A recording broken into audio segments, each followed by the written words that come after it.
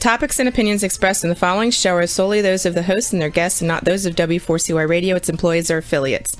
We make no recommendations or endorsements for radio show programs, services, or products mentioned on air or on our web. No liability, explicit or implied, shall be extended to W4CY Radio or its employees or affiliates. Any questions or comments should be directed to those show hosts. Thank you for choosing W4CY Radio. Welcome to Life with Open Pages Publishing. We all have a purpose in life. Sometimes we just need a little motivation to point us in the right direction. This show is designed to help you create the life you were meant to live. I'm your host, Michelle Spikanis. My goal is to motivate you to make simple life changes so you can experience a life with meaning, direction, love, and peace. Now let's start the show.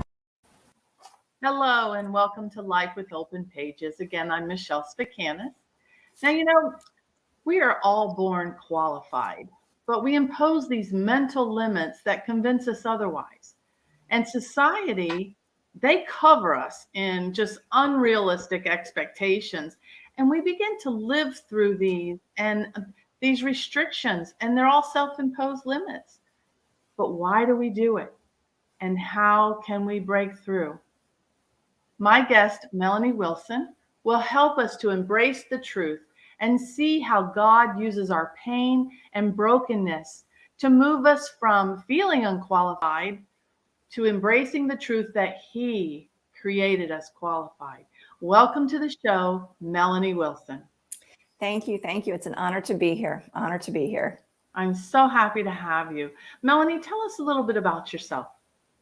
So my name is Melanie Wilson. I was born and raised in Delaware, and just a year ago, September, my husband and I moved to Fort Myers, Florida. That move is part of my story. It was a dream that we had, and it was in God's time that it happened when it did.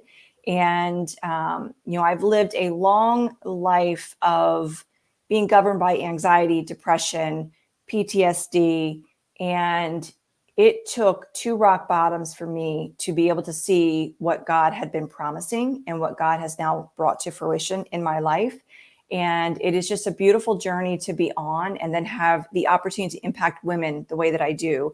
So I am a transformational coach. I am certified in trauma-informed approaches. I am a cognitive behavior therapist. I am also holding a degree in counseling psychology. So really helping women to break free and flourish so they can show up fearlessly authentic and take up their space unapologetically. Not only do I have the education to help them through this journey, but I've actually been there. So being able to link arms and really help them understand that where they are is temporary, that God has called them for a reason, created them for a reason, and understanding what the process is to bridge the gap from being what we think is unqualified to embracing the truth that we are indeed qualified is just a beautiful thing to witness. It is. And I tell you, when we all kind of have, self-confidence at one point in time, and then all of a sudden something or someone takes that self-confidence away, thus making us feel unqualified to do what we're doing. So why do we allow that to happen in our life? Oftentimes, when God calls us, we're like, oh, we must be calling the wrong person. But that idea, that initial gut reaction comes from years of conditioning. As we are raised, we are learning behaviors and thought patterns and just a perspective from those around us, whether or not the intentions are good. And oftentimes our parents are doing the best that they can with us, but they're parenting typically from a place of their own unresolved hurt, their own unprocessed trauma, their own chaos and confusion and misunderstanding. And that is then transferred to us. And then as we start to move through school and we're influenced by peers and teachers and coaches, we start to take on the identity of who the world says we are. Thinking about school and sports, things are we're put into positions by what we are capable of. We are put in a seat in a classroom depending on the level of need to be close to a teacher or close to a board or whatever those things are. So we start to take on this identity that is defined by the limits that we put on ourselves mentally from the conditioning of what society is teaching us. And it is natural. It's not something that we are typically aware of. So being a certified cognitive behavior therapy practitioner, a lot of the work that I do with clients is helping them to unlearn so that they can relearn. We have to acknowledge so that we can change. And we have this disordered thinking, these cognitive distortions that are all shaped by society. What we see, what we hear, what we do. And oftentimes that's what defines us. And that's what keeps us in that dark place of thinking that we are unqualified and blocks God's glory to walk in our purpose. Sure. Now, of course, every person is different. But when you talk about unlearning something, how long might something like that take? It really depends on the client, depending on the depth of the trauma, how many layers of trauma they have been exposed to, experienced, endured, will determine that.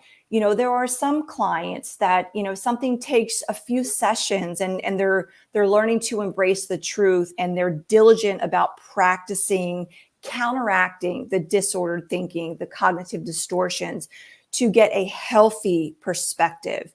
And it can happen quickly, or like I said, depending on the individual's upbringing, childhood experiences, life experiences, it can take a lot longer. But what I want clients to understand is there's no time limit on it.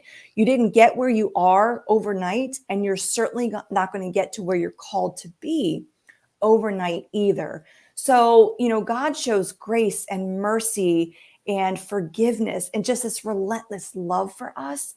If we can learn just to take a small portion of that and practice that within ourselves, the ability to unlearn the lies we believe, to unlearn the unrealistic expectations that are governing us, then we can move forward, break free from that. And that's when we can actually begin to fully embrace being qualified and walk in our purpose. But it is a process. It is a process. Sure. Now, you're the founder of She'll Rise. Yes. How did that come about? So for many years, I was a business and executive coach working with a lot of large corporations, hospitals, universities, private practices, small businesses, large businesses. And I was doing a lot of really great things for these companies and the people that worked for the companies. During that time, because it was a male-dominated field, I saw something specific that was needed for women. And God started to put Rise on my heart. So in March of 2014, Rise was born. And Rise stands for Restoring, Igniting, Strengthening, and Empowering Women. But Rise at the time was very business focused. So I wanted the women who were in business, who were in a career of some sort and needed to understand their value, their worth, and being able to stand on truth, be bold, courageous, and confident in their roles, and really carry out what their responsibilities were in those positions. But during that time, I was suffering from the lie that I was not qualified. I was living with anxiety, depression, what was later diagnosed as PTSD. I was also suffering from an opioid addiction, a eating disorder, and later a failed suicide attempt.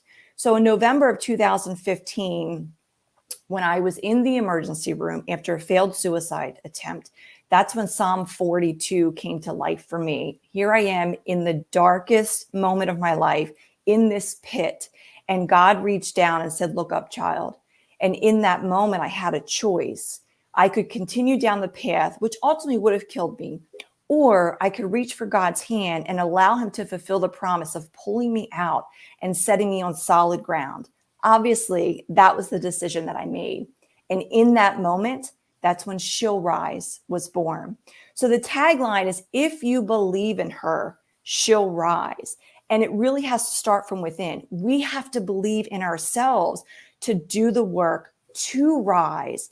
And when we begin doing that process, that's when God's promises can be revealed in a way that we can actually see them and embrace them and start to apply the gifts and talents that we have, and taking the pain that I was exposed to, what I endured for so many years, and seeing how it's being used for a purpose far grander than my flesh ever could have acknowledged is mind-blowing.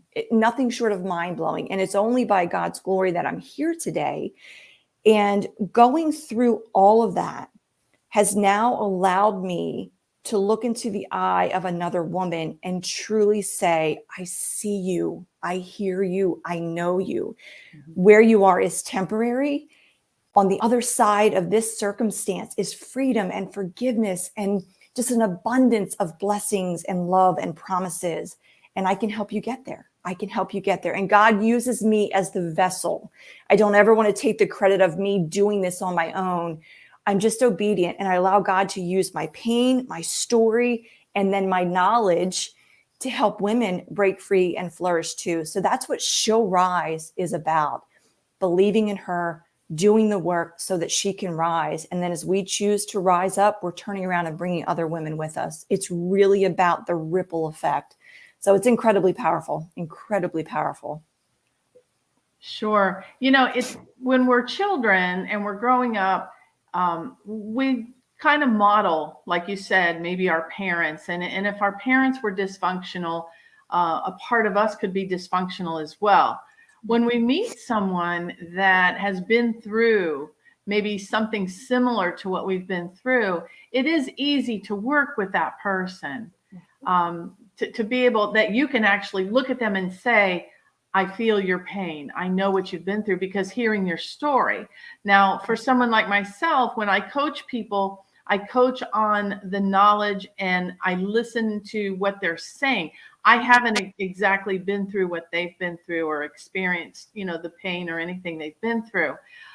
So going through that pain and that hard time in your life, was it after that point that you went and did your certifications, or was this something that you were doing along the way and felt that it was just right? How did all that come about? That's a great question. One thing I want to go back on that you said is, coming from a dysfunctional home, oftentimes we will then have our own dysfunctions. I think the misunderstanding there is that in order to have dysfunction, that there needs to have been dysfunction in your family. And that's one of the things that we have to break through and kind of end the stigma, because we can be in healthy environments, but the way that we're conditioned in those environments can then lead to unhealthy identity and how we perceive ourselves and so forth. And quite honestly, my environment was healthy. I mean, I was involved in so many things. I went to great schools. I mean, my mom, just a tremendous amount of support. And I knew that God had called me to teach and impact lives. There was never a question that that was my purpose. So in some capacity, I was always teaching, coaching, whether it was in school, dance, volleyball, horses, in that capacity. And then in 2007, we had to sell our horse farm in Pennsylvania. I had 21 horses, School of Equine Studies, because I had to have major back surgery. And that was a very difficult time for me, because I felt like God had me exactly where He desired me to be. I was rescuing horses, giving them a great life, and then I was loving on them well and teaching other people how to properly take care of horses, mind, body, and soul. And then all of a sudden, I had to uproot and give all that up. Looking back, I can see how God was preparing me for what exactly I'm doing in this moment. But that was a hard thing for me to wrestle with. So my education began in the teaching capacity, wanting to be in a school classroom as a teacher. But as things started to unfold for me, I then changed the degree to counseling psychology, because it felt like so much of what I was doing was geared more towards that expertise. But it wasn't until my own rock bottom of having to do the work that I said, you know what, I'm going to do something bigger with this. And that's when I went and got certified in trauma-informed approaches, and then my certification as a cognitive behavior therapy practitioner. It was a way for me to bridge the gap, bring tremendous value to my clients, because my personal story is valuable, yes, but at the same time, I wanted that technical information for structure and guidance to support the story. So part of it was what I was doing prior. And then there was a pivotal moment with my own story that sent me in the direction that God really desired me to go. Okay. Can you give us an example when you talked about the trauma-informed approaches? Can you Yes. give us an example of what that would entail? So trauma-informed approaches is really having a increased awareness when you are communicating with people who have experienced trauma, making sure that you are not using verbiage that could be triggering to them, that there is empathy and compassion and awareness, and you are helping them to distinguish between what is and what they think. Because oftentimes with the cognitive distortions, we start to fabricate stuff in our own mind. And you'll hear people refer to it as trauma brain. So before a trauma, you think and behave in a certain way, then the trauma happens and you are changed. So how you think and behave after trauma is very different. And understanding the process of acknowledging the trauma, the depth of the trauma, what it is connected to and rooted in, what does it represent, so that you can start to heal and let go from that, is a really detailed and intricate and delicate process. Because when people have experienced trauma, like myself, there are visuals, there are smells, there are words, there are things that can so easily trigger us to go back to almost the exact moment and relive it. So the trauma-informed approaches keeps you very aware. You are staying in a structure that helps your clients to move forward. You are sensitive, but you are also helping them to process and go back to the moments, to do the inner child work, to be able to let go of the things that are holding them hostage. So it's a delicate process. And it's really about paying attention to the client who has experienced the trauma, so that you are aware as you communicate, guide, coach, and so forth. Isn't that similar to what they call that PTSD? Absolutely. Absolutely. So the trauma-informed approaches, helps to support a person who is suffering from PTSD to move forward. PTSD is a condition that we never actually recover from. And what I tell my clients is, when you live with anxiety and depression, it's not that the triggers will disappear when you do this work. The triggers will still come. But what changes is how you respond.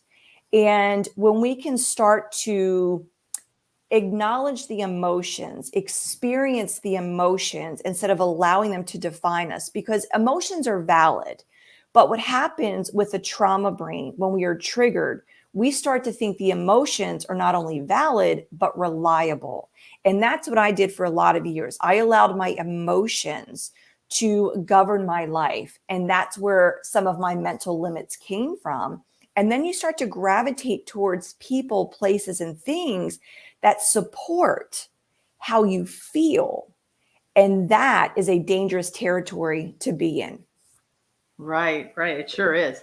So when we go back, when you said that you had pretty much realized that your purpose, had come out of everything you had gone through, and your purpose would be to work for, with women in different areas and different traumas and the different limits and restrictions in their life.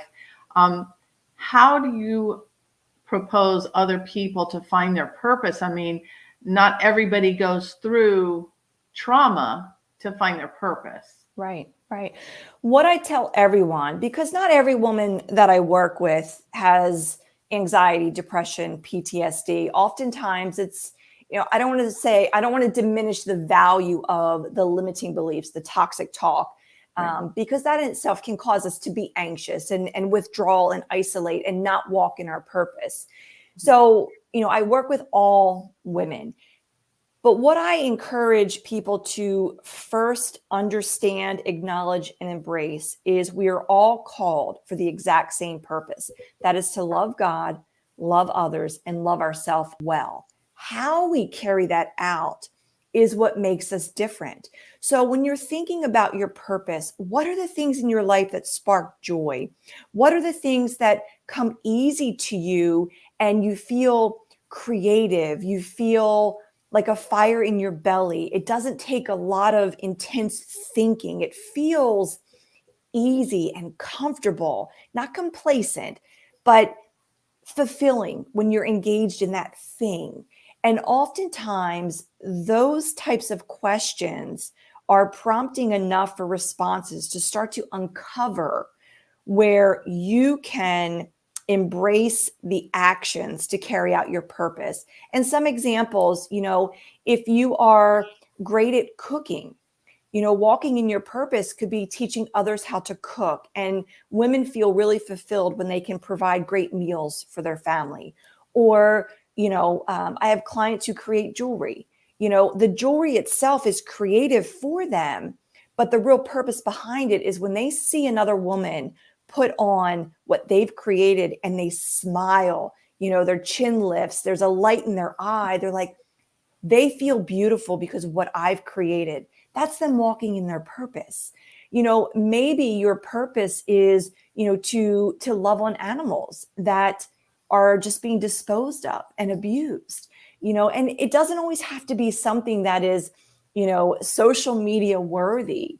It could be you taking a book to an elderly person once a week and sitting down and reading to them a favorite story. That can be your purpose. And I think we get so wrapped up in searching for a purpose that seems massive and impressive, but the only one that it really matters to is God. And he will be impressed when you walk in your purpose, you embrace the truth that you are qualified, and you use your gifts and talents and the work that he has done in you to bless others and to love others well. That's what walking in our purpose is all about. For sure. Yes. A lot of times when we get depressed or anxious, we kind of just go through the motions. We become robotic, per se. And so, people may see us and think, wow, she's doing great. Look at the good stuff she's doing. And look at how much, she loves people and she works with people. But on the inside, we're not being authentic to ourselves. And I know being authentic is really, really important. Tell us a little bit about that. Yeah, authenticity is one of my core values. It's also one of the core values for Show Rise. Being fearlessly authentic and taking up your space unapologetically is really about when you look in the mirror, you see who God sees. You don't see the imperfections that are glaring back at you. You don't see who the world wants you to be or says that you are. You see who God sees. That's authenticity. And we have to learn not to compare ourselves to other people, but we all fall victim to it. I am certainly guilty of that myself. We start to measure ourselves using the wrong tools. And what we need to use as the gauge is the truth, what God says. Go to the Bible, spend time there reading his word so that you can stand on a firm foundation of truth, so that when something comes up against you, you are unwavering in your authenticity because it is rooted in truth. It is rooted in who God says you are, not the world. And I think those are important things for us to recognize, because everyone lives with anxiety. It's a natural thing for our bodies to trigger anxiety to say, hey, there might be a risk. There might be danger. Let's be alert. Let's be aware. But for those of us with a diagnosed disorder, that trigger then spirals. And then we have the irrational, invasive thoughts and so forth. So you talked about being busy and looking like things are going well. Oftentimes, people who are living with anxiety are always busy, because we associate busy with being productive. When you are productive, we don't appear to be anxious. When we're smiling and we're fit, no one will question, because we look as though we've got it together. So authenticity is when, you can say, you know what, I need a break. I am busy, but I'm not being productive. I am doing things for the sake of doing things because I don't want to sit with my own thoughts, my own emotions. That's authenticity. Being able to invite the right people in who can say, hey, I don't care about what you're doing. I don't care about the roles, the event coming up. I care about you. How are you? Authenticity is, you know what? I feel like I can't breathe. And that's an example of a conversation I had this morning with Ashley Dawn, who's one of my very good friends, just a beautiful sister that I've encountered here in Fort Myers. And I appreciated her being able to say, shut all that down. How are you as a human, as my sister? And it took me a minute to respond like, hey, I feel overwhelmed. I can't breathe. And authenticity is when you can respond from a place of honesty and truth and be okay with how it's received.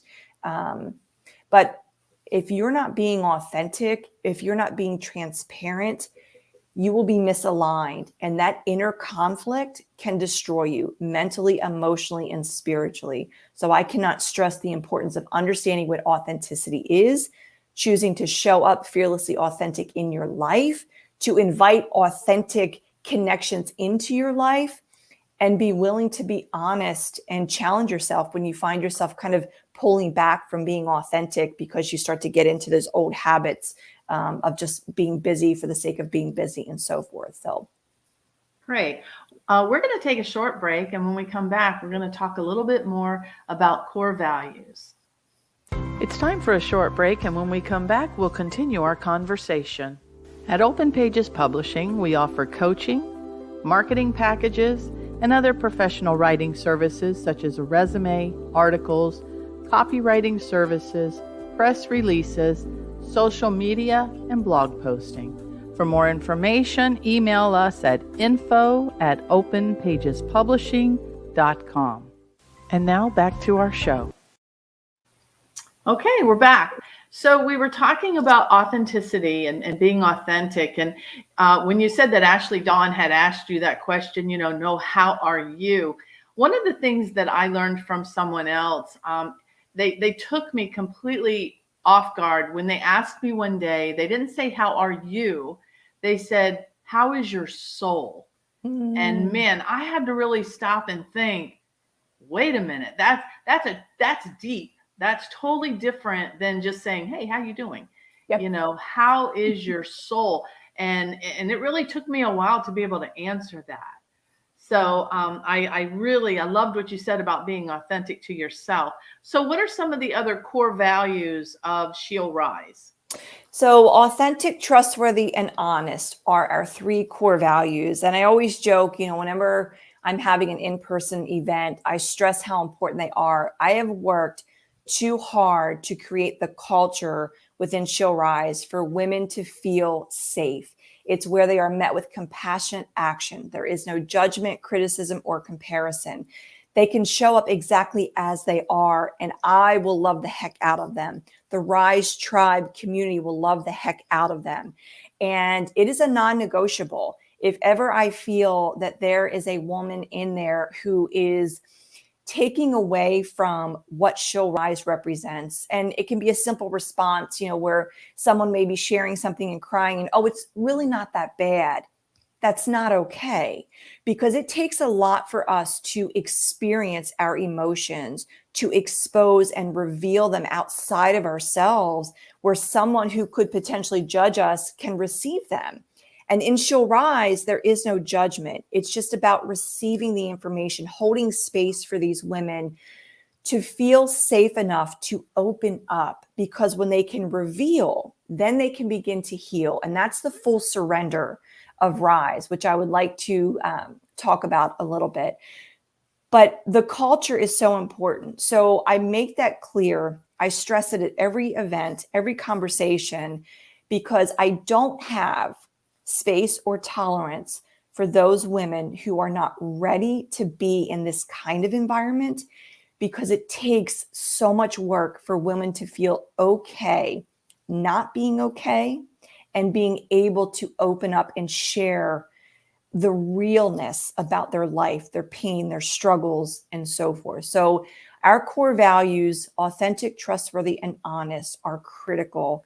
And that compassionate action, that safe place to land, is something that, you know, God gave me the opportunity to create it because I needed it. And I had no idea that him nudging me to start it because I needed it would then turn into something so impressive, because I wasn't the only one. There are so many women out there that need that. So having the core values for yourself as an individual that are non-negotiable are incredibly powerful. And then with She'll Rise, having the consistent core values that align with who I am as an individual, as well as our tribe, is really important. And women trust that. They trust it, they believe in it, and they show up as a result of it. Well, we're all looking for something to trust and believe in, because let's face it, Satan has just taken over everything with fear and instills fear into us. And so for someone to get up and be true and talk about their experience, that fear is just overwhelming. Yeah. You know, so to know that there's an organization that you can go to, that you can be yourself and be free to talk and laugh and cry and just, you know, let go and trust. That's huge. Yeah. That's huge. Yeah. And oftentimes, Michelle, we're protecting ourselves with unresolved hurt, unprocessed trauma, instead of protecting ourselves with God's truth. And the enemy shows up to wreak havoc in our minds. And he's scheming and just creating confusion that really pushes out the truth. So, you know, when you have a group of women like the Rise Tribe community that can say, that's not true. What do you know to be true? Let's get back to the basics. Where is the truth? What can you depend on? And challenge that way of thinking it's essential. I mean, we've got to have those types of women in our lives, and men too. You know, my husband is so incredibly valuable in that regard. You know, sometimes he will see things that I can't or won't. But I'm always so focused on women. But we can have that in our husbands too. But those people who can say, that is not the truth. Let's figure this out. Where can you go to recognize a similar situation, that you are capable, that you are knowledgeable, that you are more than enough, and draw us back to a place of authenticity and truth. And that's where we diminish the fear. And when we are rooted in truth, when we empty ourselves out of, you know, the lies, the things that are keeping us stuck, you know, the skewed perspective, things that feed our anxiety, the disordered thinking, all of those things, we create these vacancies, this void. And in those vacancies, we now create space for truth. We create space to be filled up with things that, you know, align with who God says we are, with the good stuff. And that's where we draw the strength from. So when fear comes, we can be courageous, because courage isn't about the absence of fear. It is our willingness to do it anyway. And, you know, I always say that for me, you know, a lot of years I was like a newborn foal. You know, I was using bravery, but just stumbling and tripping and falling and getting up. And eventually I got very firm in my foundation. My legs got strong. My bravery and courage and confidence and trust increased. So now I'm more likely to recognize things for what they are, not what I think they are. And then I can be responding from a place of truth and step into my power and authority because of who God says I am, not what the enemy is creating in my mind. Right. And, you know, a lot of people are still in that, living in the see, feel, and hear, and not going by their gut, or what I call, you know, the Holy Spirit within me. He's my gut. He tells me what's right and what's wrong. Yeah. So when you talk about the Rise Tribe, is it just a local group, or I know you're on Facebook? Is it women from all over? What does that consist of? Yeah, so She'll Rise is all over. I have clients in New Mexico, Illinois, Connecticut, Massachusetts, New York, Michigan, Rhode Island, Delaware, Pennsylvania, Fort Myers, Florida. we're all over. So, prior to COVID, everything I did, and we were living in Delaware at the time, everything that I did was Delaware based. I did have a few clients in Pennsylvania and Maryland that weren't too far from me to travel. But God kept nudging me to move my program online for two reasons. One, I could reach far more women because I would remove the limits of travel, like the physical location. And then also I could serve more women in my time because then I would remove the travel. And, like most of us, I'm like, okay. And then COVID hit, and it was kind of like, I was like, all right, now you don't have an option. You either shut it down or you do what I've been asking you to do. So COVID was a beautiful moment of clarity. Distractions were removed. My husband and I got really lean and mean on what mattered, what we wanted for ourselves as individuals, as a married couple, our life. And then God positioned us and things started to fall into place, which then led to the move to Florida. Moving to Florida would not have been possible if I didn't take my 12-week one-to-one coaching program online. So I can still serve those clients that I had in Delaware. And just Friday night, I did a pop-up Show Rise Tribe gathering here in Fort Myers, Florida. And simultaneously, a Rise Tribe gathering was taking place in Delaware. So we are in person all over. But then I do have the presence online as well. So there is a Rise Tribe community, a private Facebook group for those women who are in the program or have gone through the program, and they're from all over. I have a public group on Facebook so they can get plugged in and poured into and resources and all those kinds of things. And then eventually, I see God just moving me all over, staying here in Florida as my primary residence, but moving all over and just being able to touch women physically, as well as mentally, emotionally, and spiritually. So we're all over. That's great. That's great. So I know you have an event tomorrow night. Tell us about the event. Yeah. So every October, Rise typically went pink for Breast Cancer Awareness Month. And this October, God had put something different on my heart. So we are linking arms with a local Southwest Florida 501c3 called Animals and Kids LLC. That's Animals and Kids Rescue. Their mission so beautifully and appropriately aligned with She'll Rise. And when God put that on my heart, there was great clarity and discernment to move in that direction. So we are linking arms with them. So tomorrow night at the AR workshop in Fort Myers, we are holding the event called Together We Heal. This is a fundraising event. So women will come together for food, friendship, fellowship, like they're used to. There will be a mastermind training, which I'm crazy excited. The message that God put on my heart is about moving mountains, and then fundraising. So we have over 25 local businesses who have been very generous with their donations for our ticket auction. So 10% of the net proceeds from the ticket sales for the event will go back to Animals and Kids. 100% of the cash raised for the ticket auction for the items donated will go back to Animals and Kids. And then vendors who purchase space, 50% of the net proceeds from that will also go back to Animals and Kids. Their mission is to rescue kids and animals, mostly horses, but they do have a pig, a chicken, a duck. They don't turn anybody away, from broken homes where they have been emotionally, spiritually, mentally, physically abused, neglected, and bring them together to experience that relentless, unconditional love that God has for us, for them to be free to wander and play and bond with an animal and receive this.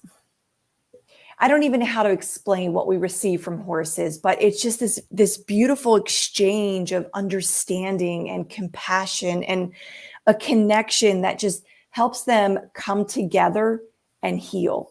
So we are excited to be able to help raise money to pour into them, to help them continue their mission, but then also advance their cause, because what they're doing is amazing. And just recently, Michelle, one of the horses they rescued, her name is Hope, and she was rescued from slaughter. had a horrific injury and she was going to be put down. But Kim and Jill, founders of Animals and Kids, said, absolutely not. We are taking her.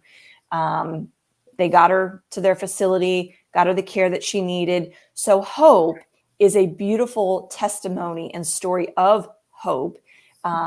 She was rescued, restored, and she just performed this weekend in a horse show.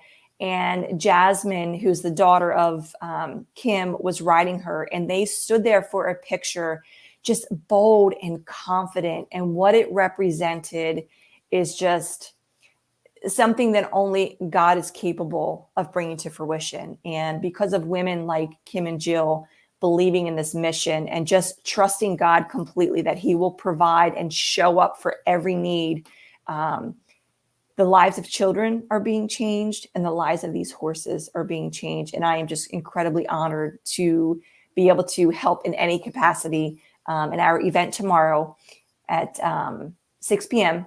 will take place at AR Workshop in Fort Myers. And we'll just have a great night of food, fellowship, friendship, fundraising, and then, of course, the mastermind. So the women coming will be impacted and they'll also get to have an impact. And it's a beautiful event to attend.